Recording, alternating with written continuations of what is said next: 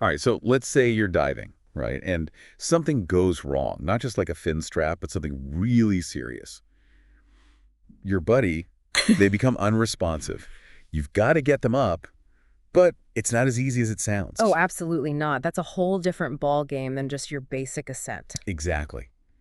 That's why we're diving deep, get in, into exiting the water safely with an unresponsive diver.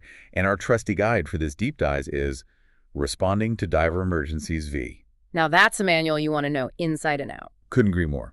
So for anyone listening who's ever felt that pang of what if, whether you're a seasoned diver or just curious about these things, stick around. You never know. This information might just save a life. Couldn't have said it better myself. Yeah. And one of the things this manual really drives home is that there isn't just one way to approach this kind of rescue. Really, I was about to ask, what's the go-to method for getting someone out of the water in that kind of situation? Well, that's the thing. They actually lay out six, count them, six distinct techniques. Six. It's pretty amazing. 6 techniques. Wow. So it's like each one's good for a specific situation, like having the right tool for the job, but for rescues. You've got it. That's the beauty of having a variety of techniques in your arsenal. You can adapt. We've got the pack strap carry, saddleback carry, and the fireman's carry. Those might sound a bit familiar to some people. Yeah, I've heard of those, at least in passing. Yeah. But what of the others? Right. So then you've got the roll-up technique. Never heard of that one before I first got into this. And then there's the ladder exit and, of course, the lifeguard exit, which, well, the name kind of gives that one away. Each has its own place. So like a surgeon with a whole tray of instruments, they don't just bring one scalpel to an operation, right? It's about being prepared for anything. Exactly. You said it better myself. The best technique totally depends on the situation you're in. Like a calm, shallow entry point at a beach. Totally different story from trying to get someone out of the water onto a boat that's being tossed around by waves. Makes sense. And if you're alone trying to get someone out, say at a dock. Right, that's where something like the lifeguard exit might be your best bet, if it's feasible. So what are some of the techniques that really stand out to you? I mean, are there any that you find particularly clever or maybe even surprising? Well, there are a couple that always kind of blew my mind, honestly. For starters, the roll-up technique is surprisingly clever. I mean, we're talking about using a tarp, or even those fire hoses you always see coiled up on docks, or even a blanket in a pinch, anything to create a sort of ramp. A ramp. Okay, I'm not picturing that. See, Zeus, whatever you've got to make this incline, and you essentially roll the diver up it. Sounds strange, but it works. You're Yeah. using simple physics to your advantage. Wow, that's incredible. Talk about thinking on your feet. Or I guess fins in this case. Uh-huh. Who knew those fire hoses had such a versatile use? Right. Always got to improvise when you need to. And what about that lifeguard exit you mentioned? It seems pretty self-explanatory, but I bet there's more to it than meets the eye. You're right. There's definitely a lot more to it than just the name. It's particularly useful for solo rescues at docks, as I was saying. Basically, you're strategically positioning yourself and the unresponsive diver on the edge, using the dock itself as leverage to lift and pull them out. It's kind of a dance, really. But when it's done right, it's incredibly effective. Got it. So it's not all about brute strength, more about finesse and technique, which I guess makes sense given that we're talking about being underwater and all. Oh, absolutely. It's about working smarter, not harder, right? Even with the perfect technique, though, there's another layer to think about. It just strikes me that even with all the right techniques, that's going to be such an intense situation. You know, you're trying to remember the steps, but also, Oh, you're in the thick of it, that's for sure. yeah, and the manual actually emphasizes that point. It says maintaining rescue breaths is often something you have to do at the same time you're trying to get the person out of the water.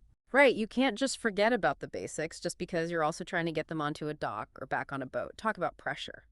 It's like they say, under pressure, some people break down, others break records. And this is definitely a situation where you want to be breaking records for staying calm, but in all seriousness, that's where training makes all the difference. I mean, you can read about this stuff, sure, but actually practicing it until it's second nature. Muscle memory, right? Exactly. Muscle memory, but also that mental resilience. Like being able to function under pressure, make good decisions when everything's happening at once.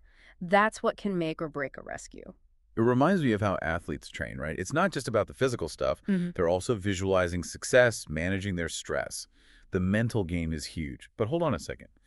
We're talking about all these techniques, but the manual also brings up how the environment can throw some serious curveballs your way. Like what happens if you're dealing with crashing waves or a rocky shore? Oh man, yeah, forget about it. Suddenly that lifeguard exit we were talking about, it's not so simple anymore, is it? Right, because you can't exactly just tell the ocean to calm down for a minute while you get your bearings.